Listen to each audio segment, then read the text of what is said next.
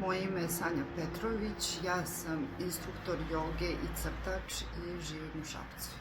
Kurs za instruktora joge sam pronašla na internetu tražeći neki pogodan koji bi meni odgovarao i tu sam naletela na minimal školu joge i odmah mi je privukla pažnju iz prostog razloga što je sadržaj bio jednostavan, što nije bilo nekog uvijanja u neku formu, ozbiljnosti preterane i prosto sam poželela da kontaktiram te ljude i da krenem u njihovu školu, što sam kasnije i učinila. Za vreme trajanja kursa i posle samog kursa je došlo do velikih promena u mom životu.